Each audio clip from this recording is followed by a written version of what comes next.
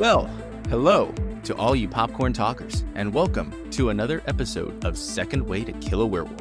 My name is Damien, and with me as always is my co-host, Matthias the Hitman Rodriguez. Matthias, how are you doing today, man? Okay, well, first off, let me just say, I'm not stealing that one from Brett the Hitman Hart, so yeah, I claim that not at all. So okay, so you don't want to be the best there is, the best there was, and the best there ever will be. All right, noted.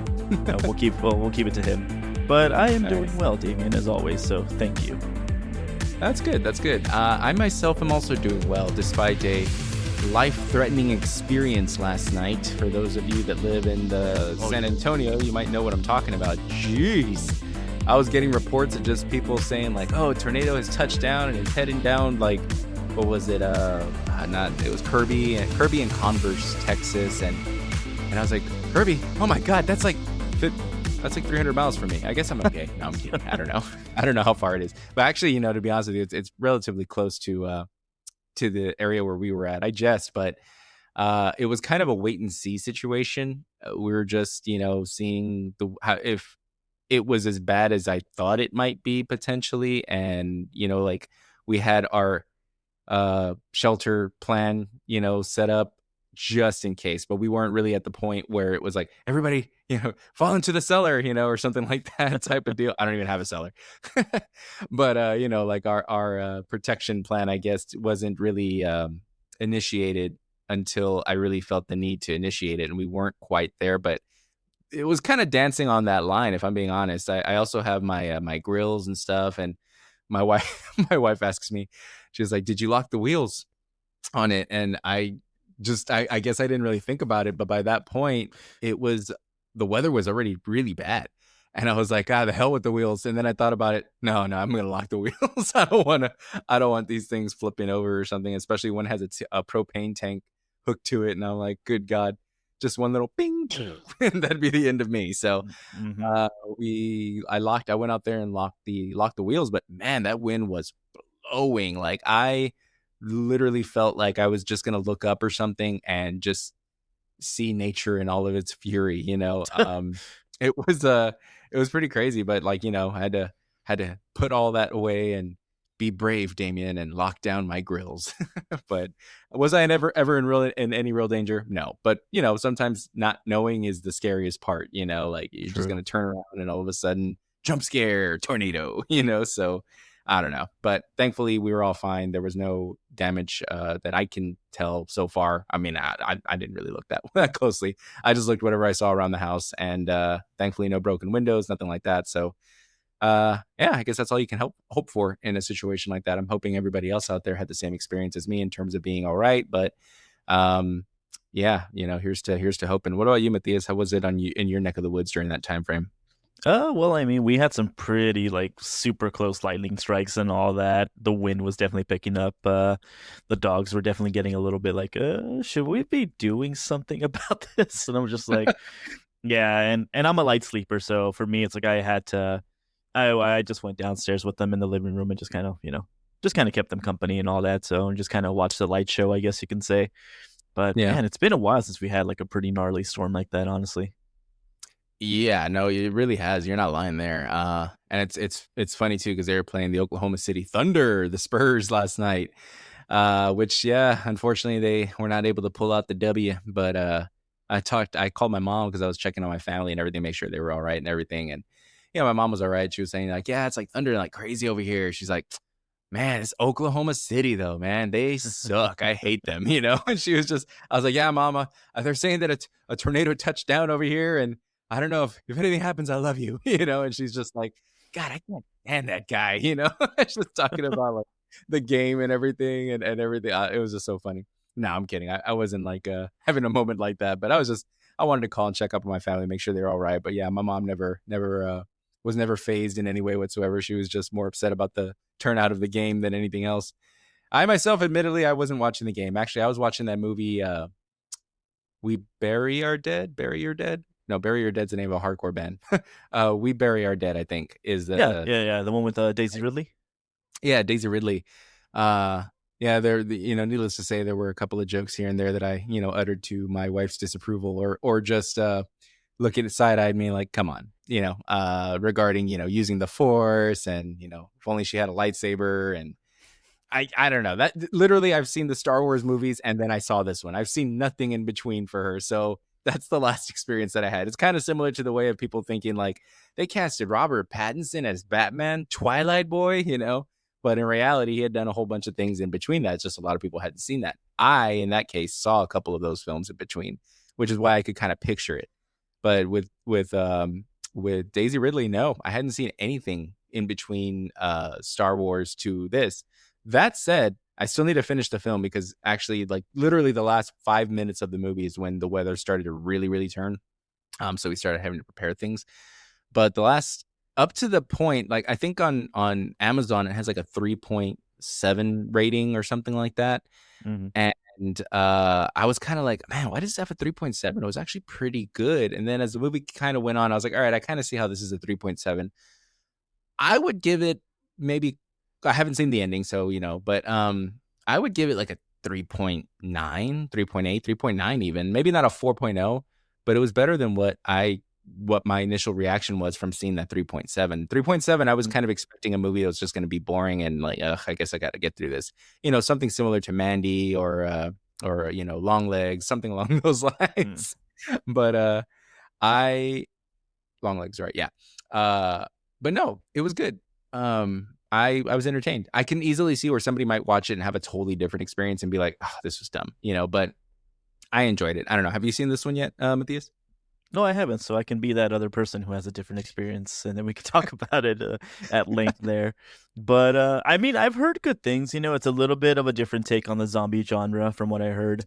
It is. So I like stuff like that too, where it's not your just traditional, shambling dead, lone survivor, da da da kind of situation. I like when directors and then actors also take a different kind of a spin or a twist with it. So I've heard a lot about that with it. So yeah, I think now that you've seen it, I think it'll definitely I'll check it out probably. Hey, tonight I have nothing else really on the docket, so I'll probably check it out.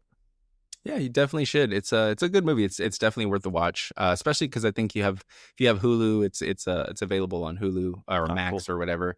And also, The Bride is available, and so is Marty Supreme. That's the one thing I don't like about bundling. I will say that the price is better, yes, so it's worth it in the long run. There's a minor inconvenience, but they have not really done a very good job of showcasing their new arrivals to these movies to Max, like mixed with Hulu, because I was like scrolling through these. I was like, wait, The Bride is available? Wait, Marty Supreme is available? I was like, what? Oh, and I don't know. Like, where was the announcement? Where was the like new arrivals now playing, now showing or something? But I saw The Bride as well. The Bride, I wanted to like it. I Yeah. wanted to like it. You saw it as well? Yeah, I think we talked about this when it came out initially, but I Oh, think okay. how I explained it to you is that it's a movie that takes a really big swing, but I don't Mm, think it has like sort of the writing or the production to really sort of like commit to that swing, I think is the problem. I could see that. Yeah, I need some time to kind of let it marinate for a little bit just to kind of have a better uh, idea of what it was that I saw to speak on it. It had potential. I will say that it had potential. I liked the color choice. The cinematography was great. Acting was great. I can't remember. She was the name. I can't remember the name of the actress that played the bride. Do you recall? Nope. No. Okay, yeah. Unfortunately not. Sir. No, no. I feel like it was a name that you had known at one point, but I can't remember off the top of my head. But she was in Hamnet, I think, which I have no intentions of seeing that. And then I saw the trailer for Brutalist because I'm like, oh, you know what? Let me watch some of these award-winning films and everything. And then I saw the trailer and I'm like, no, I'm not gonna put myself through that. I was like, this is not for me. I was like, A24. Oh, no, I'm just kidding. I just there's actually quite a bit of A24 films that I've grown to love or like appreciate. We'll go.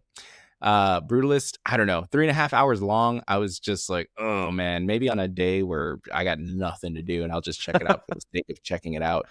But I might watch Marty Supreme tonight, just to kind of see it and see what all this is about, because so much talk around Timothy Chalamet being the next big thing and the greatest actor of our generation and blah blah blah, and I haven't seen it yet. Dune 2 was good.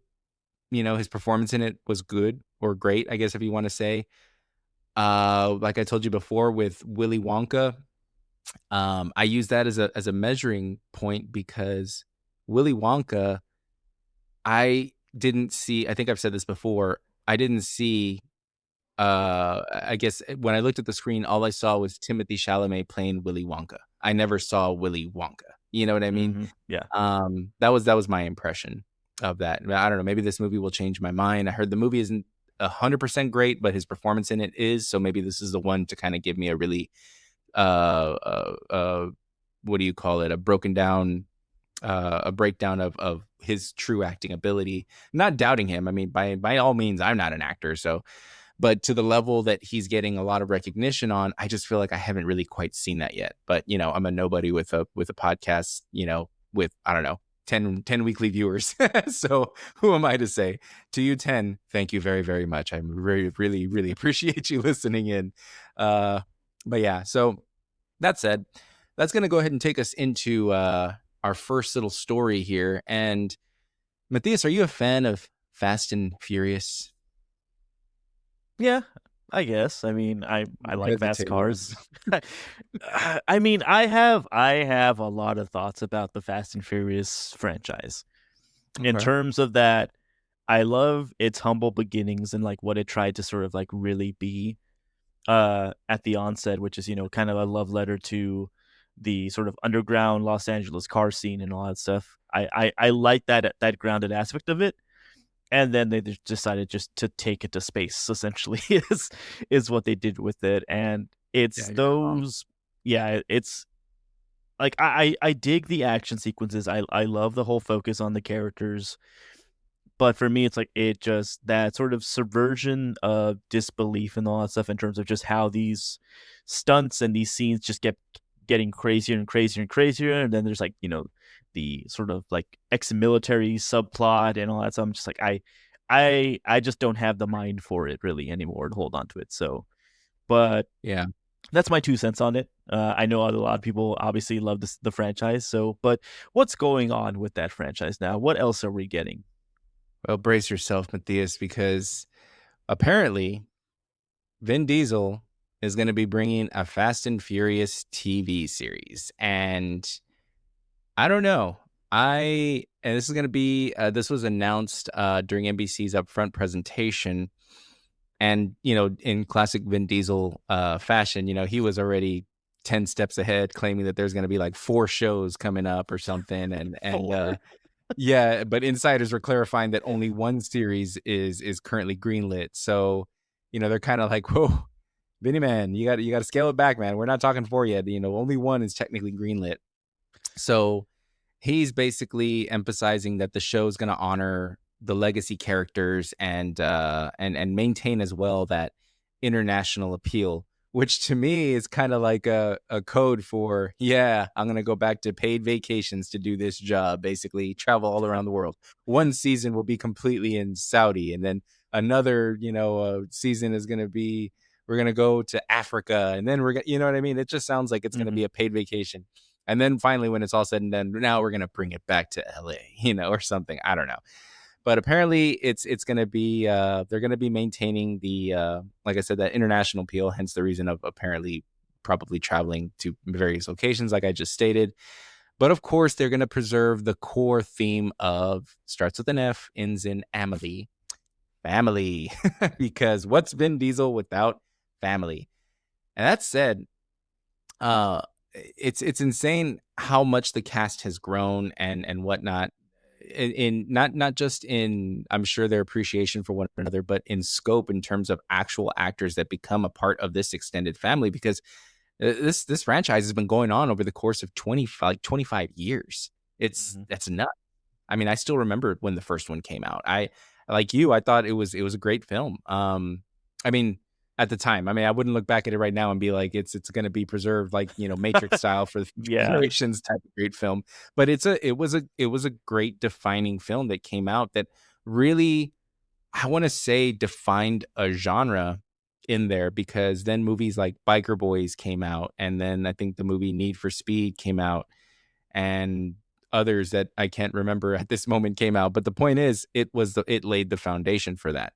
Mhm. And you're right about how they took it here and took it there, and then they Leprechaun Ford it and took it to space.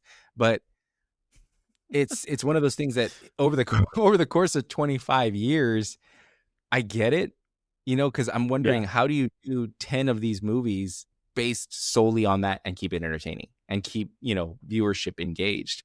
So on the one hand, I understand. On the other hand, come on, space. There, jeez, that was just a little bit too much. And part 9, I used to think that part 3 was the worst one, not because of the video quality or not because of the plot or anything like that. It was just because compared to all the others that were out at that time, it just was the one that stood out as the least interesting to me. That's why I deemed it the worst.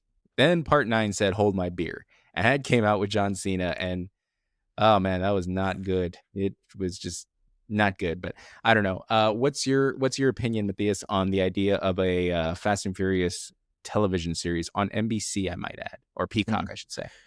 So I feel that the Fast and Furious, like, obviously it works really well as a film franchise, like, no doubt. I mean, they've made a ton of these, of course, but I think a television series as a vehicle, haha, pun, uh, Touche. or as like using that, like having just a show that's focused on that, I think could work really well.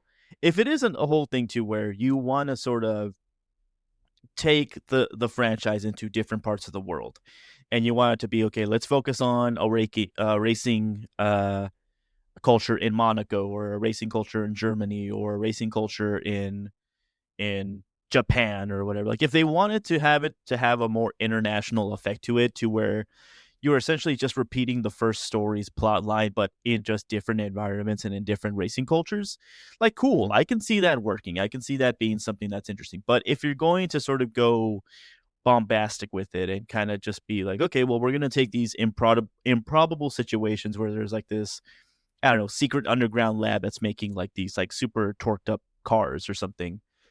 That's where I'm like, yeah, that I don't know how you can adapt that into a television series, much less into even a film as well too, because they've done stuff like that already.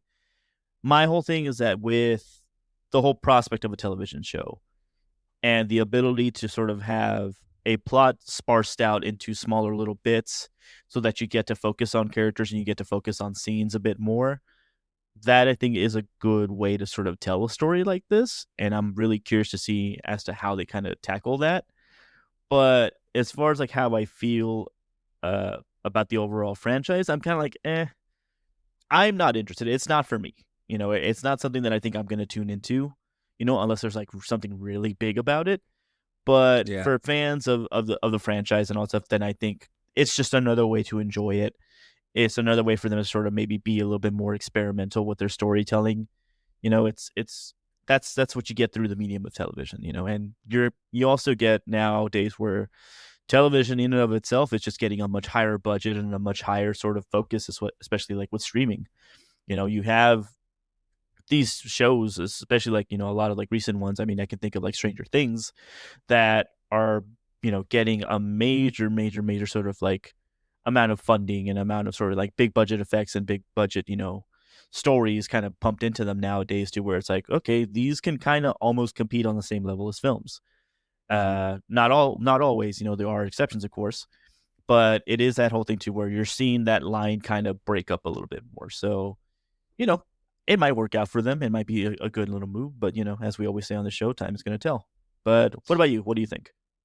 I'm kind of and I'm a fan of the series. I'd really have to dive in and see which one specifically, but for the most part, even part 9, I'll sit through all of them. I'm planning on going through pretty much each and every one of them at one point or another. My wife doesn't know that yet, so if you're listening to the surprise, movie nights picked for the next 9 or 10 nights. But it's it's something that I don't know, because are you going to introduce brand new characters? I mean, like, is like they were saying that apparently this is going to honor legacy characters. Well, I mean, you can honor legacy characters without including those legacy characters and just make them a Yeah. distant of that legacy character, and the only connection is going to be, like, oh, you knew Han, huh? Yeah. You know, I knew Han. All right, well, let's continue with this story that has nothing else to do with Han whatsoever, and he's never going to come out, and or whatever the case may be. I don't know. I mean, the numbers would probably. I'll get to the numbers in a bit, but because I don't have them memorized, so maybe the data is going to tell me something different. But I feel like the excitement about this franchise, like if this one wasn't going to be the last one, I don't know if it would pull in that much more. I think he was talking Yeah. about splitting it into, even this one into two. So it was going to be Fast 9 and then it was going to be Fast 10, but split into two parts. But I think that ultimately they decided to keep it as just one, I think, to end it or something. Fast Forever, I think. And I think that's a wise decision. And that leads me to what I feel about in terms of the show is, will this show be able to pick up the excitement and attract not just subscribers for new subscribers for Peacock, but also current subscribers tuning in? Because with the series continuing on with those legacy characters involved, if this wasn't the last one, like I said, I just don't think that there's that much excitement revolving around this franchise anymore, like they're used to. Like a good example for television would be Walking Dead. There was a time when The Walking Dead, man, everybody was tuning in, like what was going to happen week to week. And now they've got like, I don't know how many different spinoffs, and I'm a fan. And I was like, I guess I'll see eventually. You know, they're going to hit a point where they just need to hit the reset button and either completely redo it as well, or I don't know, really just reboot. That's all you can do. I mean, they've gone too far to just like, all right, now we're going to do a spinoff because they just did, so I don't know. I'm on the fence about it. The only redeeming quality about this news to me is the fact that the creative team includes a guy named Mike Daniels, who's going to be a co-showrunner who was affiliated with Sons of Anarchy. So that gives me some interest in this, just to kind of see, because Sons of Anarchy is still like my favorite series of all time. I just recently rewatched every single season once again, and it still holds up. It's a great series. So that kind of gives me hope for this. And I'm not saying it's the same thing, but Twisted Metal, I fell out of that. Season 1, they get to the end of it, and they're like finally going to be like, all right, now we're going to actually get into the competition and the part that everybody really knows. And I was just kind of like, I'm tapping out already. I don't know. I maybe I'll find myself back into it again, but I don't know.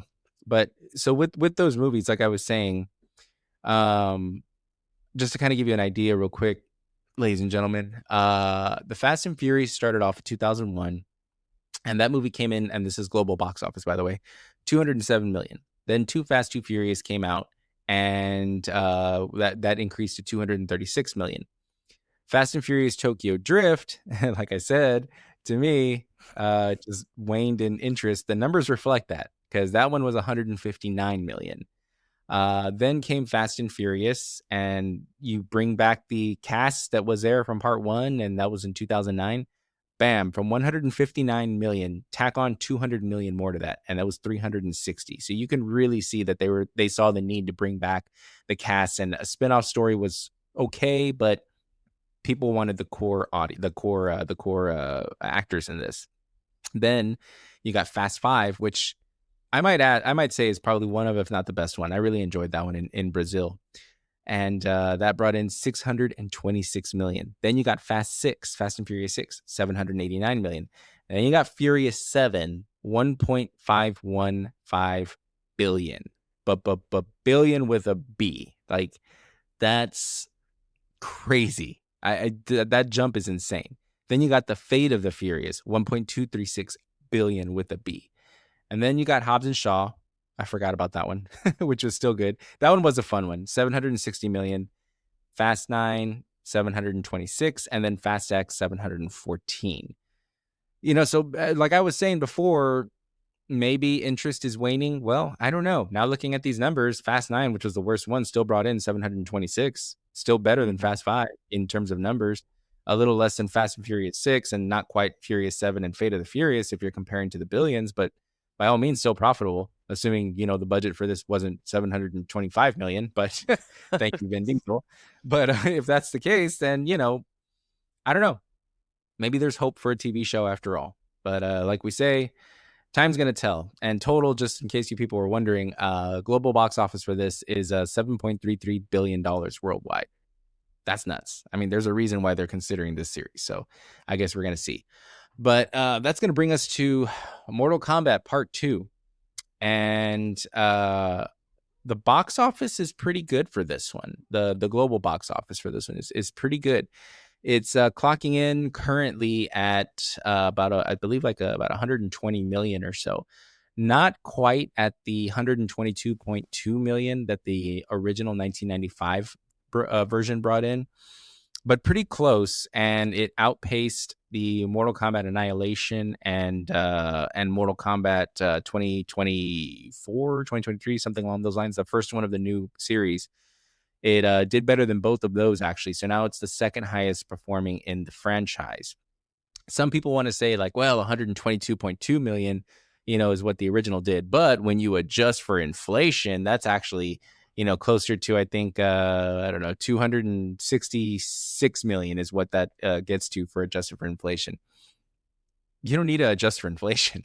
Like, you can't, because here's a real quick reason as to why you can't, because the same variables that are now were not around back then. So I understand the need if you want to adjust for inflation, as it were, but you don't have the same type of obstacles that movies are going through nowadays and fighting against that were around back then. That's the reason I don't think personally that that's an accurate read in terms of, well, when you adjust for inflation, you shouldn't, because streaming wasn't around back then. You didn't have to compete with that. You didn't have to compete with video games being a really big option. Yeah, you did, but not to the level that it is now. I mean, those PlayStation 5s, we're in PlayStation 5, when Mortal Kombat 1995 came out, I don't even know if we were at PlayStation 1 yet. Nope. So the option to stay home and play video games is there. The option to stream is there. People still getting back to the theaters from COVID, the writer's strike, the actor's strike. And those are just recent things. So that's the reason I'm not going to debate you on the street if anybody comes up to me and they're like, hey, I heard you say about, you son of a bitch. I heard you say about streaming and whatnot, and how you don't need to adjust for inflation. I'd be like, yeah, I said that, but I'm not going to defend it. So it is what it is. But no, that's just the way that I feel. I don't think that you need to adjust for inflation, because it just has to do with the obstacles. It just doesn't make sense realistically. But I don't know. What's your opinion on the Matthias? What's your opinion on that, Matthias? Do you agree or disagree? I mean, I the whole, like, whenever somebody says stuff like that, where it's like, oh, well, if you adjust for inflation, it's actually this number, da da da. It's like, well, yeah, I mean, if the sky is gray and cloudy outside, and that means it's rainy, and that means that if I go to the theme park on that day, it's like, it's all just BS stuff that you just say just to kind of, like, fluff an argument or whatever. It's like, it doesn't really matter. Yeah. And again, the factors that were present at, movie A going against movie B, they're not going to be the same thing.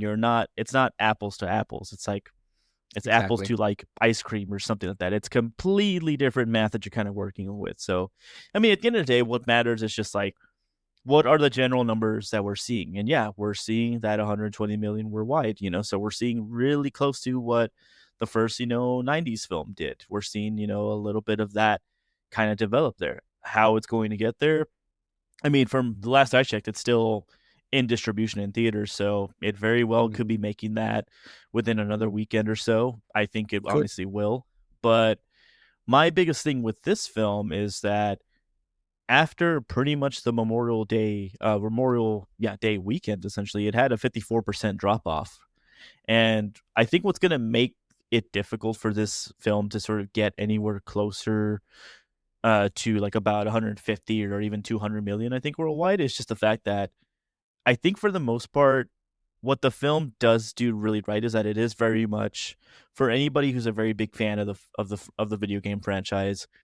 There's a lot of little cool Easter eggs there. It definitely, ramps up a little bit of the gore and a little bit more of, like, the action that you're kind of more but that you rely on more in, like, the Mortal Kombat, games. It's mimicking that a little bit better than the last, recent movie kind of did. So that's what it's kind of banking on. And also with having a more sort of compelling character narrative with not just Johnny Cage in the mix, but also having the story of Katana kind of being almost like parallel protagonist stories that are working in the film, which I think that's also kind of another thing. It's just that it does have a little bit more of a sort of like a focus on those characters, and it's a story that you can either relate to either one side of it or the other, and that kind of helps out in sort of like garnering your interest with it.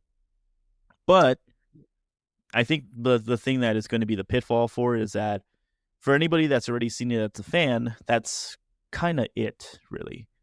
For So me, you're I don't. saying, Yeah, for I what was just was gonna say, so you're saying kind of front loaded, basically.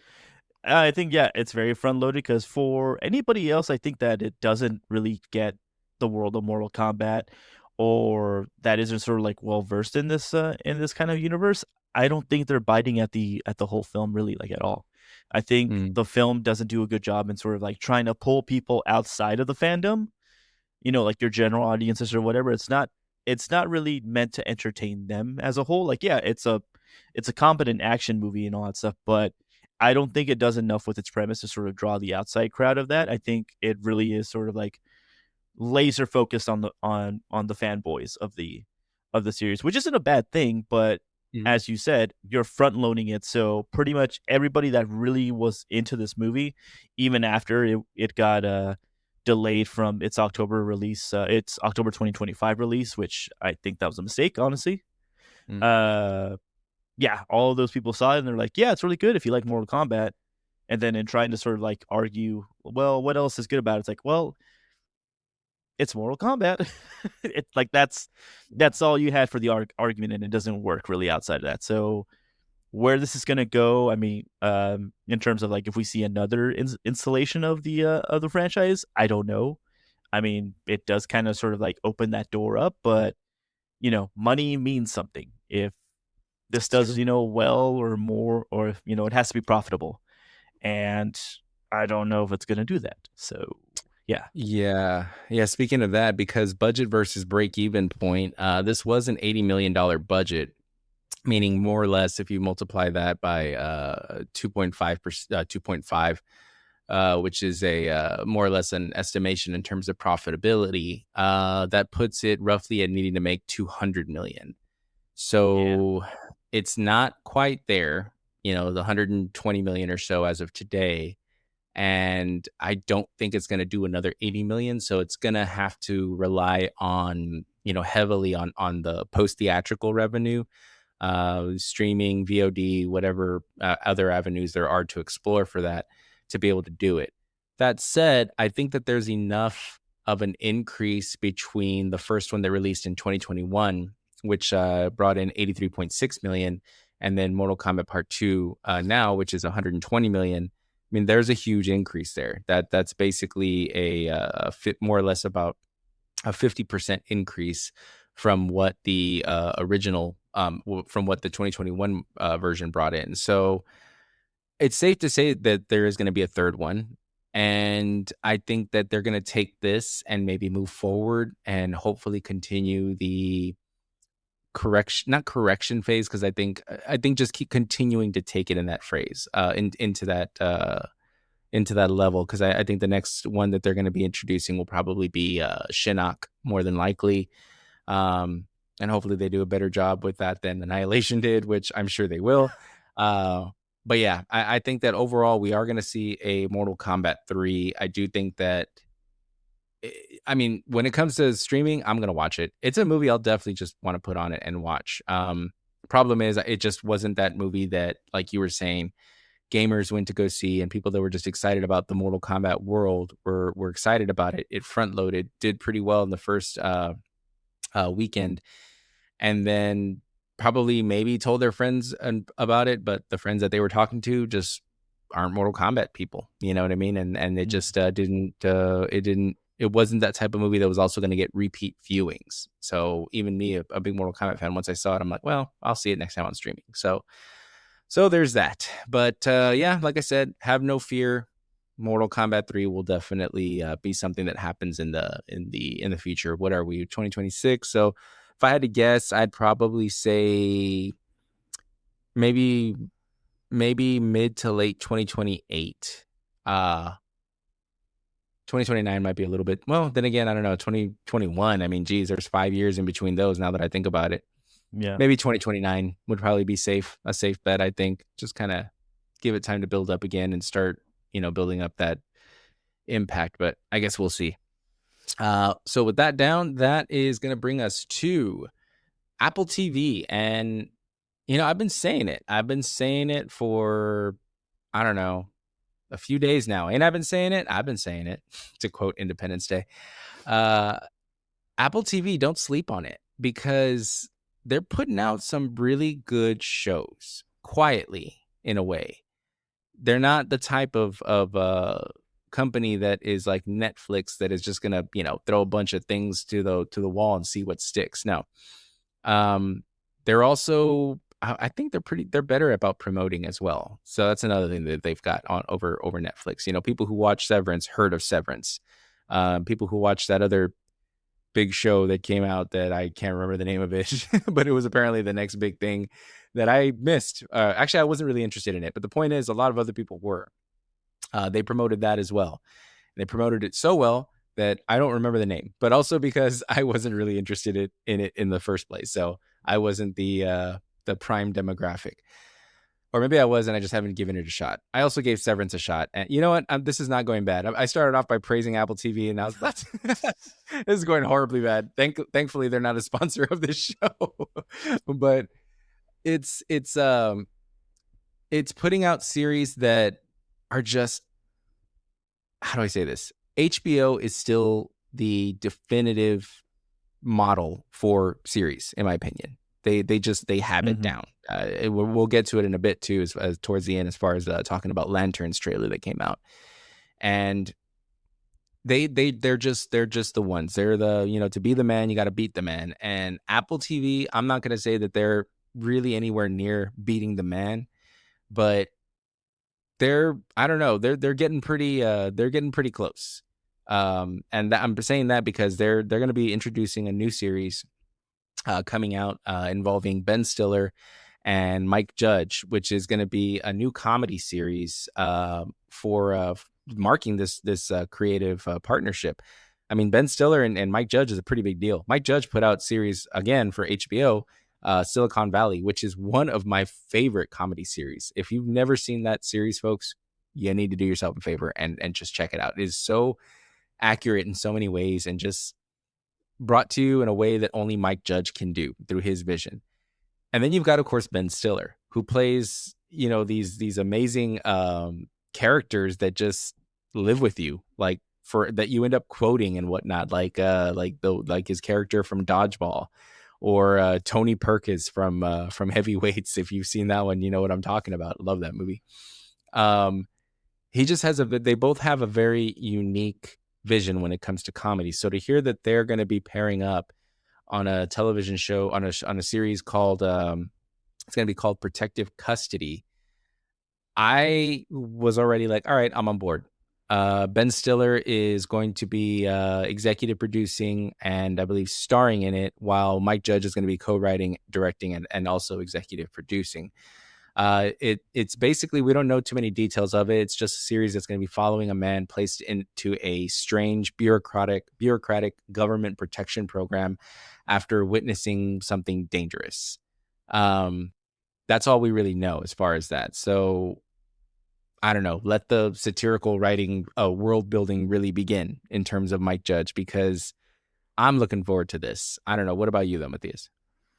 Yeah, and I think to touch on your point that you were trying to sort of say with Apple TV, like, yeah, HBO, I mean, they absolute kings when it comes to doing the series, the drama series, certainly. But I think what Apple TV is doing now, especially because just with the absolute amount of funding that they have, they have a massive war chest to really do whatever the hell they want in terms of production of television shows and films. But I think what they absolutely are very well good at is they're good at having very well curated TV shows and movies, to where they have something that it might seem like on the surface that it's like, oh, this is a very specific type of comedy or a very specific type of drama. They have that, yes, but through just word of mouth and just through, sheer, star power and production quality, it opens up that gap a little bit so that everybody that watches it initially, like, hey, did you hear about this show on Apple TV? Da, da, da, da. Check it out. And then other people check it out. They're like, holy crap, that's a really good show. It's like, let's check it out, check it out. And then it just kind of balloons from there in terms of getting True. the interest. So I think it's doing that really well. But with this new TV show, Protective Custody, I think it's going to be good to see Ben Stiller, acting in a comedic role again. You have this, Mhm. and then later on in November of this year, you have Fokker in Law, of course, coming out as well too. So we're going to be It's only seeing a him. name, Fokker. Yeah, it'll be good to see him. He does have that fantastic comedic talent, of course. All throughout Mhm. his career. From like the late '90s into the 2000s, and so. And then you have somebody like Mike Judge as well too. Responsible for Silicon Valley, for King of the Hill, for Idiocracy, for Office Space. Just really awesome satirical uh films essentially that sort of deal with real life situations and real life consequences and all that stuff there. So I think they're going to be able to pull from a wealth of like stuff that has happened in contemporary news, certainly with this character. So I think they're going to Mhm. be able to adapt that pretty well, especially with having somebody like Ben Stiller at the helm with this too. But Yeah. who is also paired up with this as well too, alongside Mike Judge, is going to be Steve Helly from Veep in The Office, and also Dave King from Parks and Rec. So I think the Veep. direction, yeah, Veep is fantastic. It really I don't, is. I don't talk to a lot of people who have seen that series, but when they do, Great it's show. yeah. So I feel like the direction of this show is probably going to sort of be a lot closer to that, and to where it's almost like a show within a show kind of aspect, which I think is going to be pretty solid for this. So for me, I think overall, just from hearing the log line and just who's involved in this so far, I think I'm definitely on board with this. So I think it's going to be really good to see. I think so too. They just, I mean, I'll tell you what, you throw in just for the heck of it, for good measure, Jason Bateman and then Jason Sudeikis in an episode or two, and man, like that's just comedy gold, Yeah, 100%. totally. I could totally see that. I mean, Jason Bateman was in that movie Extract, that was with Yeah, that Mike Judge also directed with Mila Kunis, I believe. Interesting movie. Mike Judge has just this, I don't know, like I said, this satirical world building type of talent that he just, I don't know, it's genius really when you think about it, which is crazy because you think about it, and one of the first things that anybody remembers, as far as starting his career was a little show called Beavis and Butthead. That's, I mean that's that from there is it spawned the character of Hank Hill and then just kind of took off from there. So it's gonna be it's gonna be interesting to see how he pairs with Ben Stiller's unique take on things, because I mean, for those of you that saw Tropic Thunder directed by Ben Stiller, what his comedy take is as well. He also directed Cable Guy, which I haven't seen in quite some time. It was an interesting film. It wasn't one that stuck with me to where I'd want to go back and watch it again. So, but at the same time, it's one of those that's like a cult film as well. yeah. I It's just I will defend that film to my dying breath. I don't know what it is about it, but I have seen that movie so many different times and all that stuff, and it's a weird movie. Don't get me. It's not a traditional like comedy. It's definitely like more of a black comedy. But yeah, man, it's just like you combine Ben Stiller, and I don't think it's his. I don't know if it's his directing debut or whatever, but he just does such a good job with that film. And then having Jim Carrey and Matthew Broderick in there as well too, sort of kind of in an odd couple yeah. type of like scenario. It's a fantastic movie. So I feel like that's gonna be one that's gonna get reappraised as time goes on. I agree with that. The joust scene and when he's got the deli meats on his face and he's like Silence of the Lamb, and it's just things that probably people that are listening to this that have never seen that movie are probably like, what the hell is he talking about? And other people that have seen this movie are probably like, yep, I remember that, and kind of chuckle to themselves. But that's just great, man. That's the great thing about comedy. It all hits us. It hits us all in different ways. What I find funny, you may not find funny, and that tends to happen every now and again. There's I don't know. It's like what's your brand of comedy, kind of, Hmm.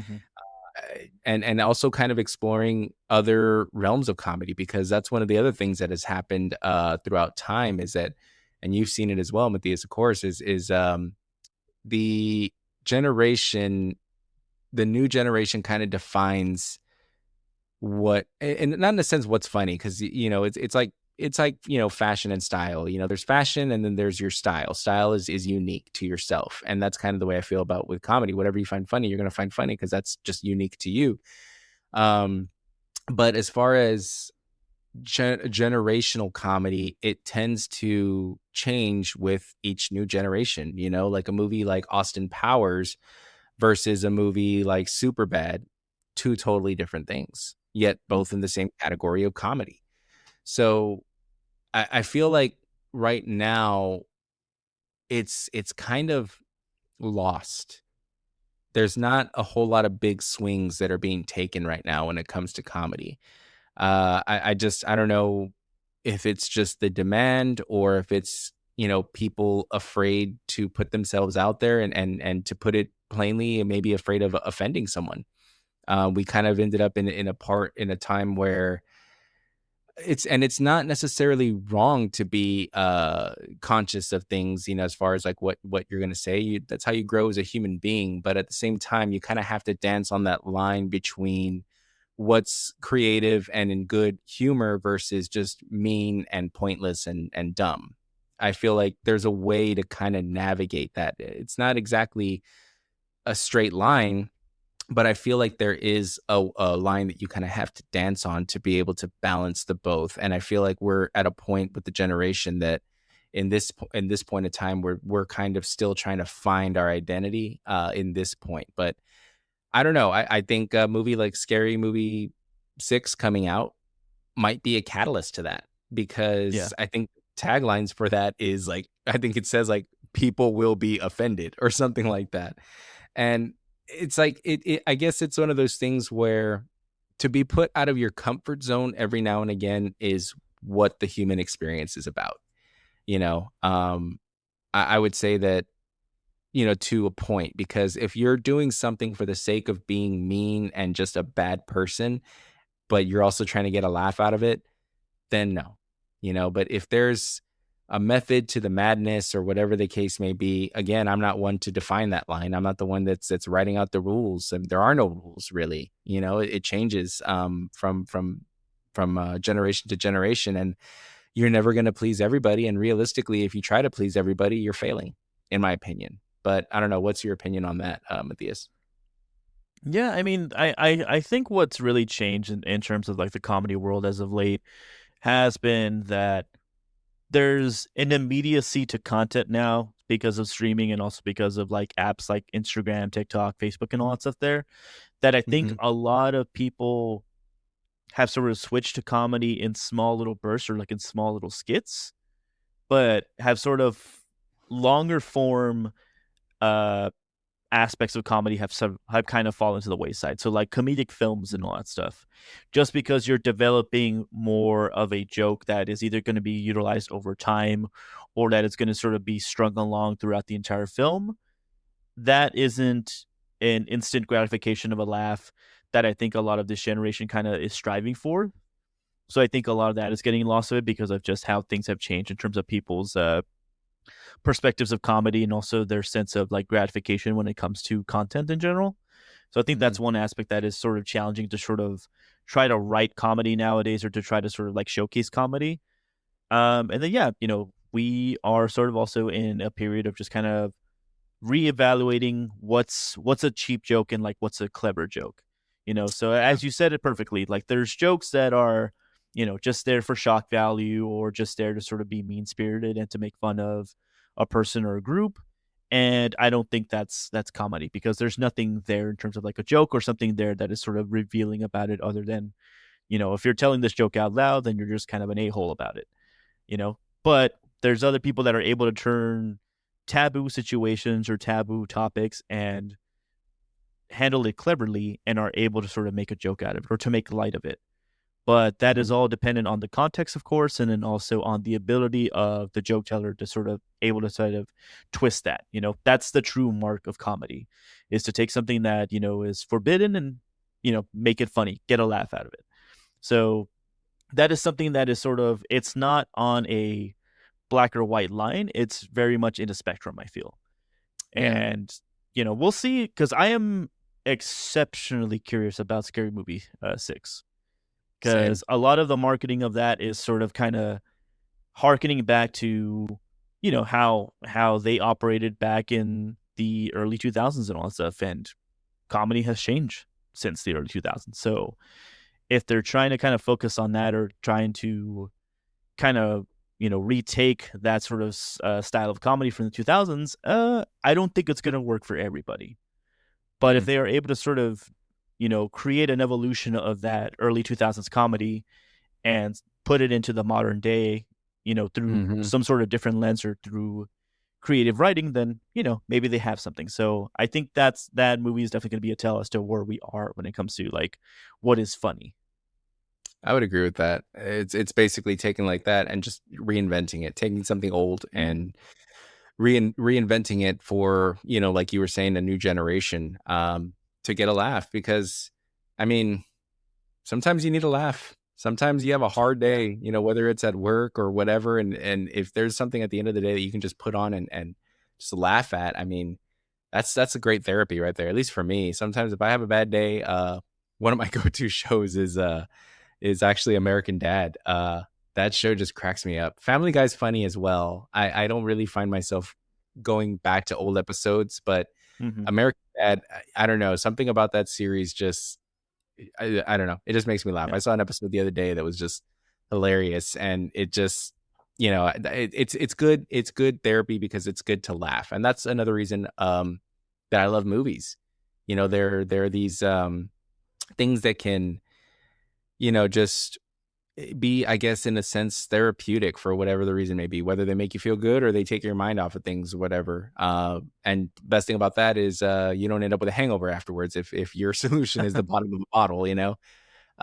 Movies have a good snack and just put yourself in a good place. And whether it's a horror movie, action movie, comedy movie, they're good therapy. I think they're always my go-to for anything. When, like I said, I think when I lost my dad, some time ago, I turned to movies, and I just needed to see feel good, happy, funny movies. And it wasn't necessarily the idea about escaping.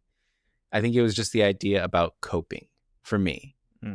I'm not saying that that's the end all be all and that's my solution for everybody out there. What works for me or not necessarily works, because you never really get over it. You take the wound and it leaves a scar, and it's good because it reminds you that they had an impact in your life. Which is why I'm always, bringing them up and talking about them. Because I actually heard this line in a movie recently. It was actually The Equalizer Part 2.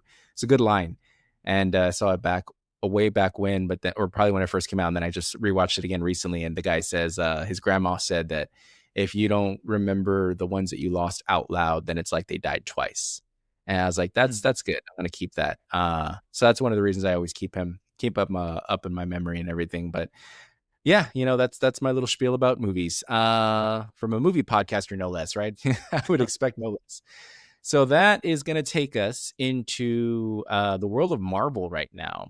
It's been kind of a minute since we've kind of mentioned Marvel, because yes, there's updates left and right, here and there, and up and down as far as like Doomsday and Secret Wars and all that. But it's all, just talk. There's nothing really major that's happened in terms of that. And I'm sorry, I'm probably building it up like, oh man, what's he about to say? Like it's actually, can't think of anything that would be good as far as a good announcement that hasn't already been made an announcement. But, it's, okay, spoiler alert, I'm just going to talk about VisionQuest. It's the new show that's going to be coming out with Vision. So any fans of Vision out there, this is your time to shine as far as a topic.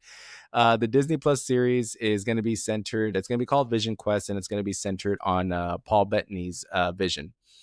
It's been some footage has actually officially been revealed and premiered, although unfortunately not to the public. It was made exclusively to advertisers and the press.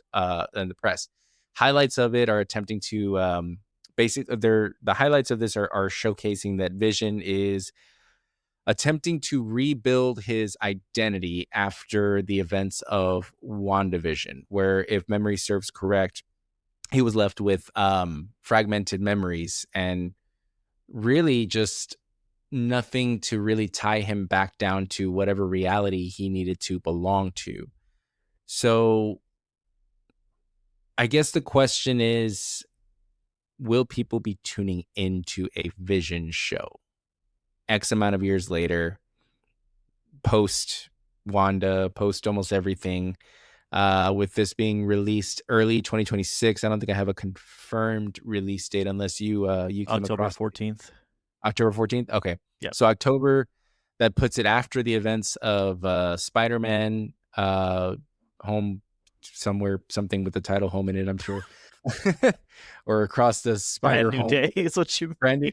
Okay. Oh God. I'm horrible at my job. It's going to be after the events of Brand New Day, but before the events of Doomsday. I don't know if I feel like because of the timing of it and because of the trajectory of wanting to hype up, this might be the last thing that comes out. If I know correctly, this might be the last thing that comes out before we enter Doomsday. So I feel like prior to this, probably nothing to get really hyped up about. But, you know, now with the announcement of everything and everything going forward as it has been, I don't know. Is this something to get excited about? What say you, Matthias? I mean, I honestly forgot it even existed. First off, that this was even part of the timeline. I thought Question this was answered. definitely. I thought this was definitely one of those projects that got like canceled or whatever because just there wasn't anything. I mean, look, they did it to themselves in terms of like saying, "Hey, we're gonna have this show about this character and this character and this character and this character and this character and this character."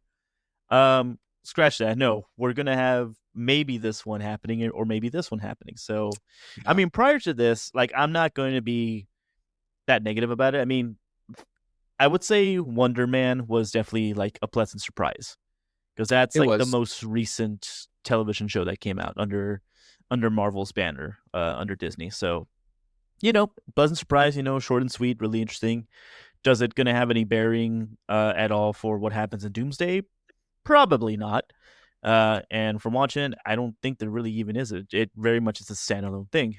Now, with Vision Quest, I don't know. I mean, there's nothing really sort of to talk about in terms of that. I mean, we don't really know too much about like what this is focused on, other than it's basically just about Vision coming to terms with like his fractured memories and trying to see like who he actually is. And apparently Ultron is also there to sort of guide him or taunt him or what have you in there. That's being reprised by James Spader. So that's interesting to me because I do think that James Spader in Age of Ultron was fantastic casting.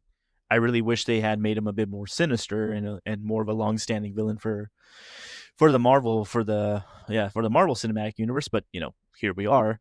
So I don't know.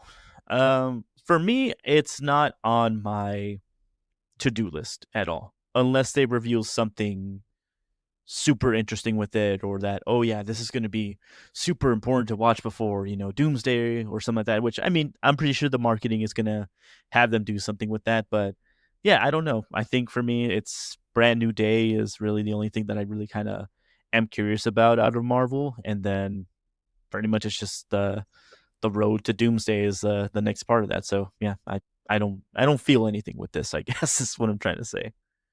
I think it'll be a nice palate cleanser, coming off a Brand New Day, or a nice maybe appetizer. Yeah, would be the better way of saying it. Appetizer. I think that they might, I don't know. Okay, I'll tell you what. In the world of make as much as you can, as fast as you can, nothing to get excited about. In the world of we are limiting the number of series that we're putting our efforts on, I don't know. This kind of gives me a little bit more hope, because I think, to sum it up, in that era, we had a show like WandaVision. And WandaVision was a great show. That took the idea of, can we do a series and still have people excited to see characters from this series back into the big screen? Now, of course, having a key character as a series that was already established in the cinematic world is one thing, to put them back into the cinematic world. Taking a character that was exclusively, premiered in a series and then putting them in a movie, For example, the Marvels, where that movie didn't do too well, primarily because you had 2/3 of the cast that a lot of people weren't familiar with because they didn't watch the show, whatever show it was. And so taking something like this, you're taking a key character that was in the cinematic world. I mean, granted, this is the different form of version of Vision, but still Vision, and continuing his path where a lot of people still have good memories and experiences with watching WandaVision, and kind of seeing a continuation from there. So I think you kind of have that buildup of the success that WandaVision brought that still is fresh in people's memories and minds, that they might be a little curious to see, where does this go? Are we going to see them introduced again? Because that was one of the things that also was there with what was the series that came out with the witch? God, I cannot think of it. Agatha All Along. Agatha All Along, yes, with something Hahn, Catherine Hahn, I think. Yeah, Catherine. Yeah. That series, it's almost like this is kind of a unofficial trilogy series. Like, you got WandaVision, then you got Agatha All Along, and now you're gonna have VisionQuest, and maybe this is gonna be the end of that little trilogy. I don't know, because we did get some teases that, is Wanda really dead? Is she really gone? Agatha kind of teases that and saying like, yeah, she's gone. Or is she? I don't know. Who knows? So anything's we're living in a world right now where anything's really possible. And then you've got, of course, her son, who's still around, who I think, I forget the ending of that series, I think becomes a Scarlet Witch or something like that. I forget exactly.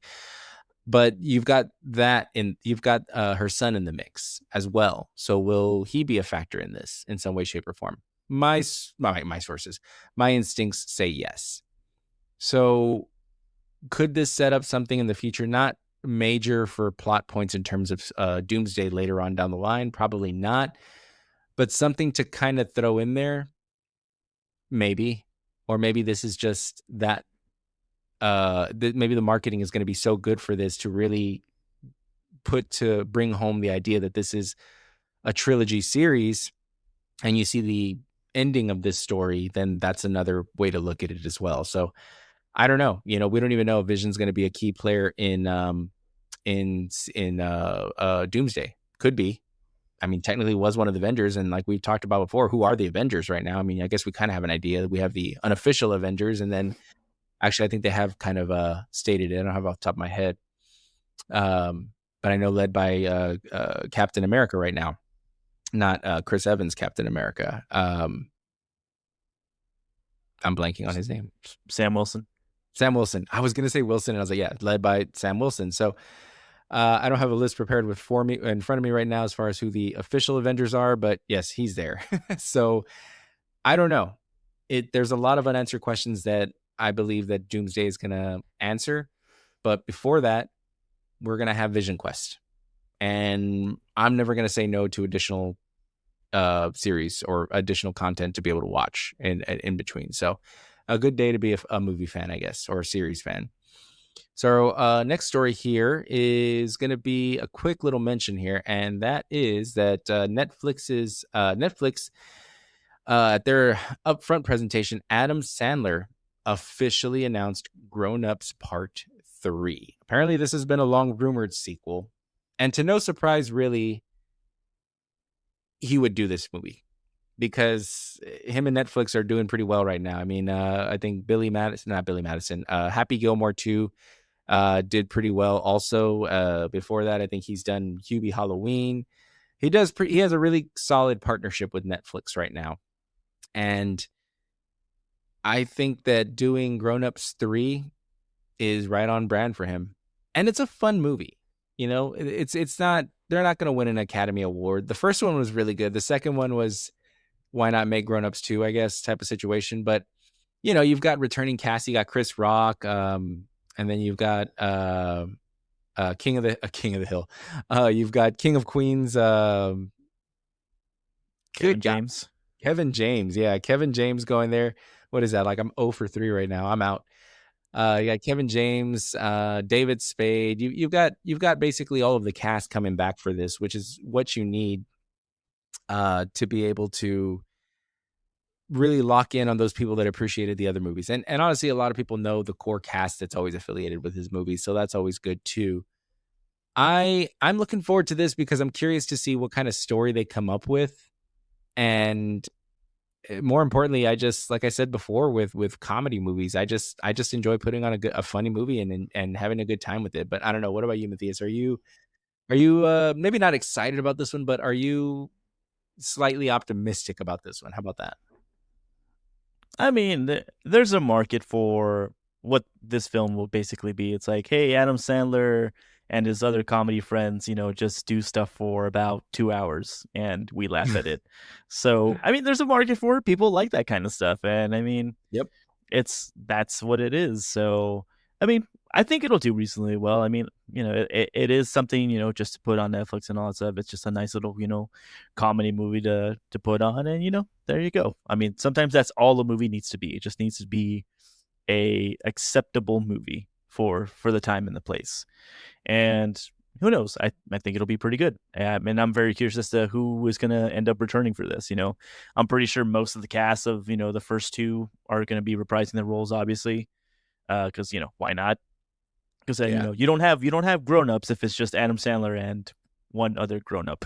So I don't Yeah. I don't think that works, of course. And of course they'll have Kyle Newacek, who directed the sequel to Happy Gilmore, will be Mhm. also directing this as well too. So obviously that sequel definitely did a lot for Netflix last year. It was like kind of a breakout for them. Honestly, they're like, who knew there was a lot of Happy Gilmore fans in the wings. So who knows? Maybe there's a lot of Grown Ups 3 fans in the wings for this. So yeah, I mean, I think it's gonna be perfectly okay. I think so too. And at the end of the day, it's I think for Netflix banking on this, it's kind of a safe bet. It's Yeah. it's um it's familiar to people. It's that familiar comedy brand, I think, right now, that is just a proven success launch, or not launch, a proven success factor for Netflix in this. I mean, in that Happy Gilmore Part 2 gained, I forgot, they broke records of some sort in terms of viewership and hours being viewed and streamed and whatnot, and with good reason, because it's a familiar story, or a familiar, I guess not really franchise, but it's a familiar title or IP that people grew up with, that lasted the generations, that when a part 2 gets announced, it's like you got the people that are wanting to watch it because they want to see if it lives up to all of their hype and expectations, and then you've got the other people that want to see and just trash on it and just be like, oh, you see, why'd they do this? Oh, it's so stupid. Mm-hmm. But guess what? You still dedicated your streaming hours. Those still count. You can't take those back. So at the end of the day, whether you love it or hate it, people are tuning in to watch this. It just, and with Grown Ups 3, it just has this broad, I mean, realistically family friendly type of international reach that just speaks to the public, really, the general audiences. And you don't have to even, go to the rush out to theater. If this was going to go to theaters, I don't know how well it would do. Um, it'd be an interesting thing. I don't know if moving to theaters and then coming to streaming would increase the viewership. Uh, maybe not. I'd like to say yes, because I feel like theatrical is always the way to go. But in this case, I don't know. I think I don't know how many people would go to the theaters to watch Grown Ups Part 3 that wouldn't just want to watch it already streaming at home. But either way, I think it's going to be a good thing. It's going to be a fun watch. And when it finally launches at the end of the day, I'm going to be like, oh, great, this is released. All right, play. uh, but that's just my take on it. So the other couple of things that we have right now, folks, is we were blessed by the movie trailer gods, because well, maybe not the gods, but the Duke, the movie trailer jester. I don't know what's lower than that. Kings, we'll say. We did get a trailer for I was going to say Green Arrow. We did get a trailer for Green Lanterns, or Lanterns, new series in HBO. And there's also this series that's going to be coming out that's from the Big Bang Theory universe, which I guess we can say that now, because this is going to be what, the second spinoff, no, third spinoff Third, yeah. series.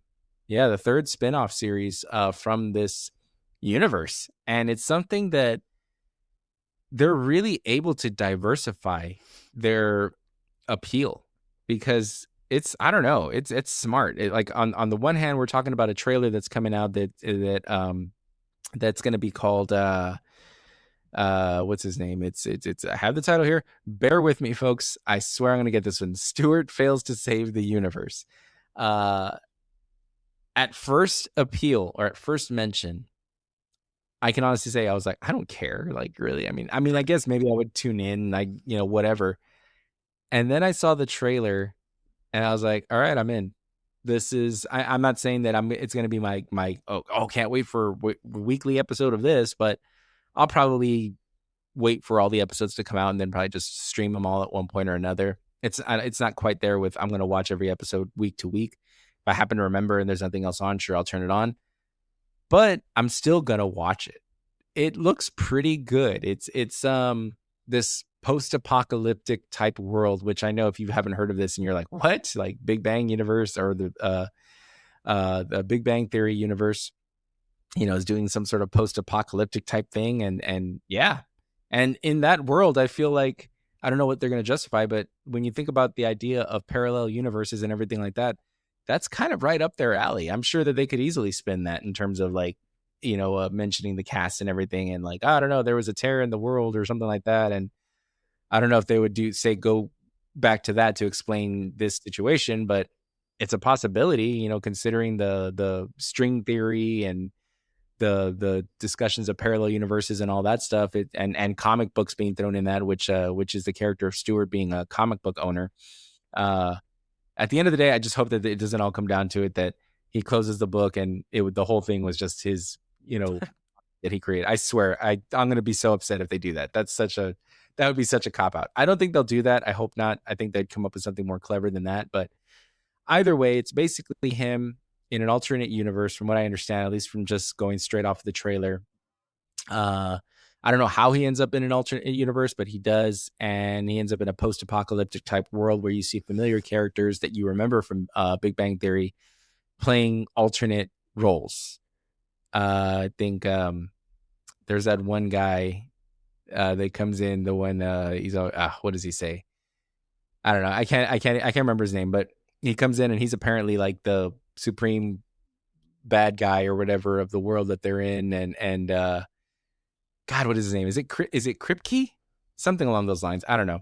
But anyways, anybody familiar with that series? What does he say? He says something about like, I don't know. You know what? I'm not even going to try to say it. Watch the trailer because A, I'm going to mess up the line, and B, I can't do the impression of him realistically because I can't do the impression if I don't remember the line. But he's one of the rivals of Sheldon in the series. So if you know who I'm talking about, or if you know that and you're familiar with the series, and you probably know exactly who I'm talking about. But characters like him, as well as other side characters that maybe weren't really featured heavily, will be the main stars in this series. And it kind of has this comedic The Mist type of look to it in a way. But I don't know. What was your impression of this, Matthias? So I'm gonna be honest with you. I've never seen The Big Bang Theory, like the TV show or anything about it. So I'm like totally out of loop when it comes to watching this trailer. That's fair. But that's like a first series for you. Yeah, so I was watching it and I was like, I have no idea what's going on. I don't know if this is supposed to be like a real thing that's happening or like an alternate universe or stuff. But That's regardless of like of any of that, of like any prior knowledge of Big Bang Theory, it's interesting. Like it to me, it's like hitting me with a little bit of like, you brought up The Mist, like certainly it has that. I almost kind of think of it as sort of like a little bit of everything everywhere all at once kind of scenario as well too, kind of playing with like parallel world or like, alternate worlds and stuff like that.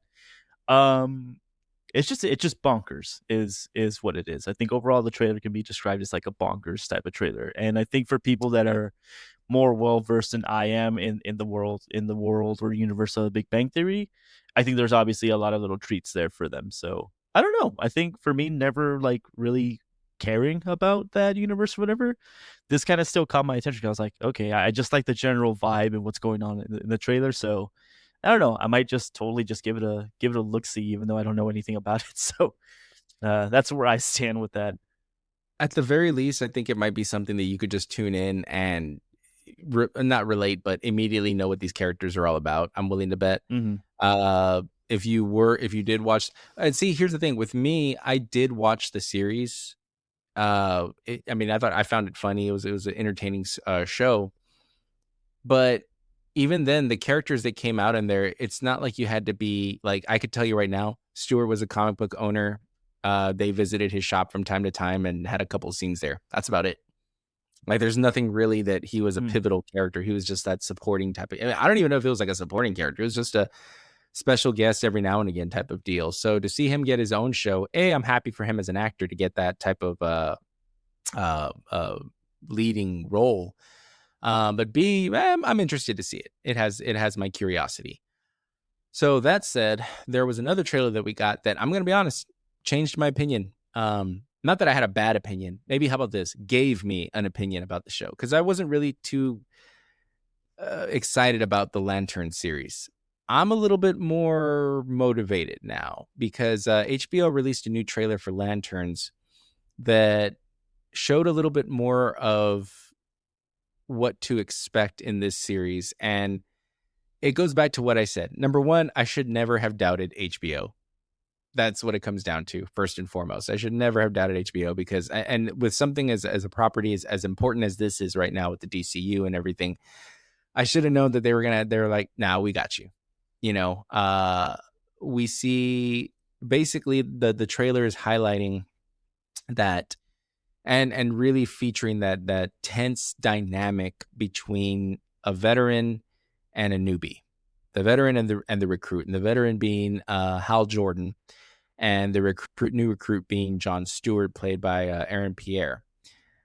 I was not sure about Kyle Chandler playing Hal Jordan, especially since prior to him, I believe the original person that was going to take up this role was going to be, I don't know, I was going to say Seth Rollins, WWE, not him.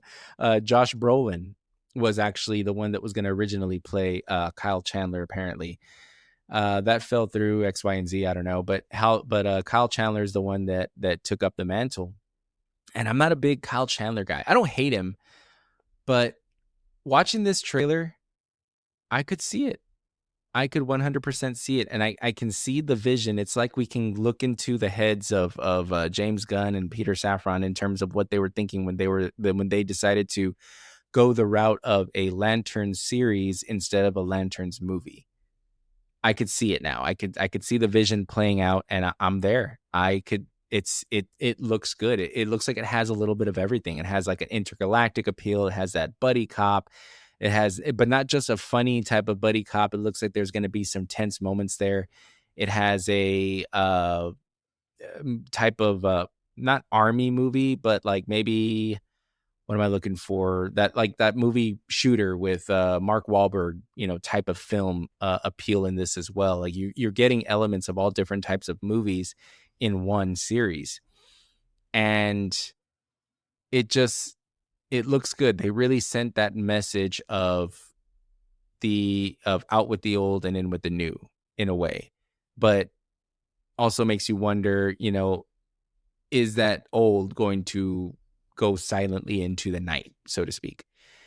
And I think one of the highlights that kind of came out from this as well was when Aaron Pierre or Jon Stewart says a line. What is I think he says, or Hal Jordan tells Jon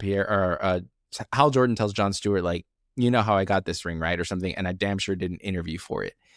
And that was a good line. And then Jon Stewart comes back with, yeah, well, maybe you should have. There should be something about having that type of power, and clearly he doesn't approve of his mentor. And that's the typical trope. You've got the new guy that's like, no, like, that's not what this is about. And it should be like this and everything. And then you've got the veteran that's kind of probably already been through it all. And it was already thinking at one point what you were thinking. And then you kind of have to dance with that line of, just because you saw it from my eyes one time doesn't mean that I'm wrong about what I'm thinking now. So it just looks like there's a lot of elements that are going to lead up to being a great series that I'm hoping will be able to transfer to the big screen. are they going to fall into the same rut as the Marvels? And I'm not comparing the two. It's kind of apples to oranges. We're still talking about fruit here, but is it going to be able to sustain, to gain that viewership and take that viewership to the cinematic world? Because we also see a little bit of Nathan Fillion in there, as well as Guy Gardner, a flash of him. So what's that going to be about? Is his tone going to be a little different in this? Is he not going to be the, kind of funny lines here and there and everything? Is he going to be a little bit more serious here? Does he die in this? Is that the mystery that this, True Detective type of series is going to be setting up? I don't know. There's a lot of questions that still need to be answered, and I'm looking forward to finding out those answers. What about you, Matthias? No, yeah, I mean, like you, with the first teasers they had out, I wasn't really buying into it so much. It felt more like, okay, I'm watching like something that's like mimicking Yellowstone or any of those other type of like uh, uh, Sheridan type of shows. Hmm. With this one, it definitely is kind of jumping in a little bit more into its True Detective type of influence, as well as giving us a better look at like Gunn's universe here as well too, which I appreciate that how sort of James Gunn is doing with this universe is that he's sort of blending superheroes as being a larger part of like the overall mythos and the overall kind of like occurrence in people's lives, and also to where you have someone like Aaron Pierre's John Stewart character witnessing in real time, like, oh yeah, superheroes exist within our timeline, within our world. How are they going to influence us as we grow up as adults, and as we you know join certain factions or join certain groups and all that stuff, and how is that going to sort of like change the overall dynamic of how these people kind of like either see the real truth behind these superheroes, or are all of a sudden disillusioned by who they are as like people. And that's kind of what this show is really touching on, is that you get a sense that Hal Jordan here is, yes, he's a war veteran. He's somebody who has probably seen and fought all manner of different things, but he's really rough around the edges and he's really gruff. And you have someone like Jon Stewart, which I'm super impressed by Aaron Pierre as an actor, especially with watching him in Rebel Ridge, really good movie that he's in. I still need to see that. Yeah, you should. It'll definitely, I think that's going to very much impart like a lot of knowledge of like how his character is going to be in this series, I feel. So I think that one is definitely required watching. I could see that.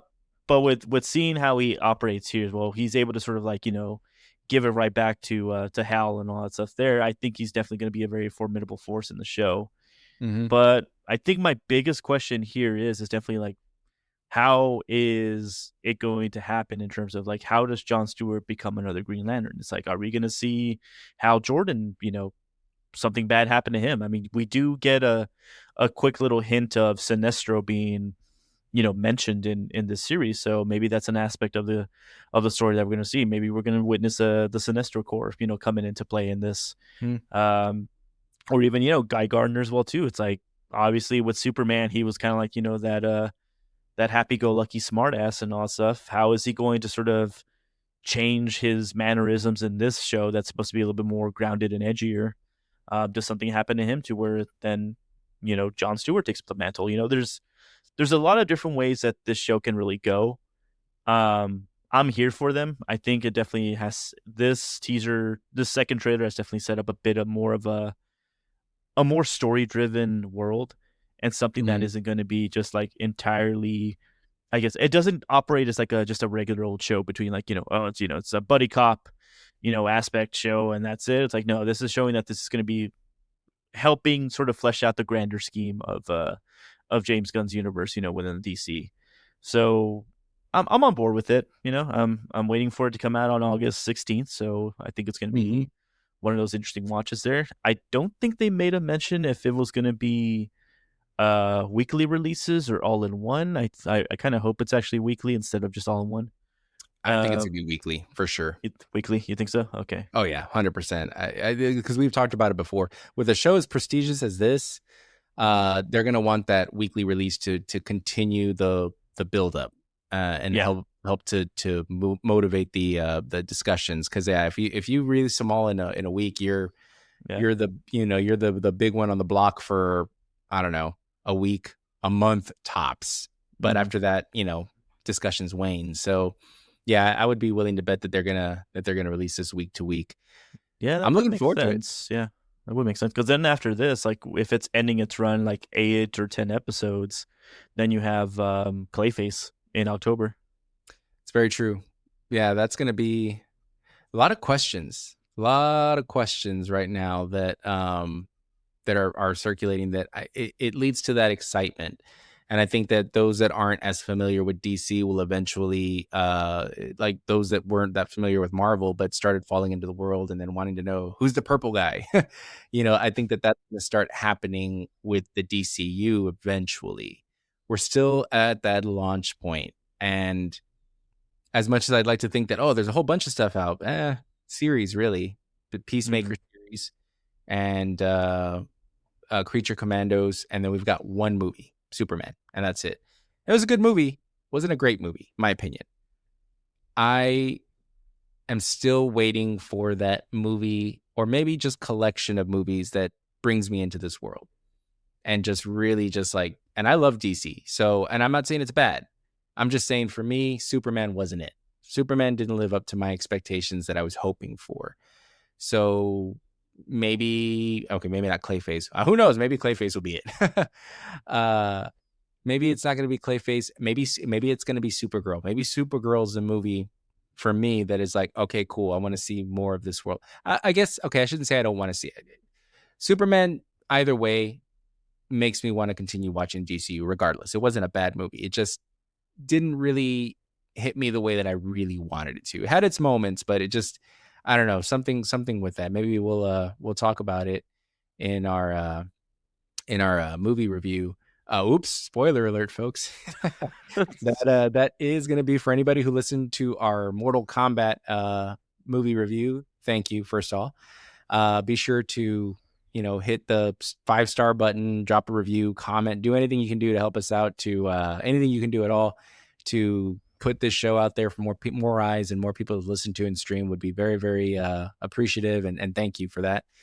But if you enjoyed it, be sure to share it with a friend, because it means a lot when it comes down to it. But all right, folks, and just like that, I kind of just preemptively ended the show. But yeah, our time is up.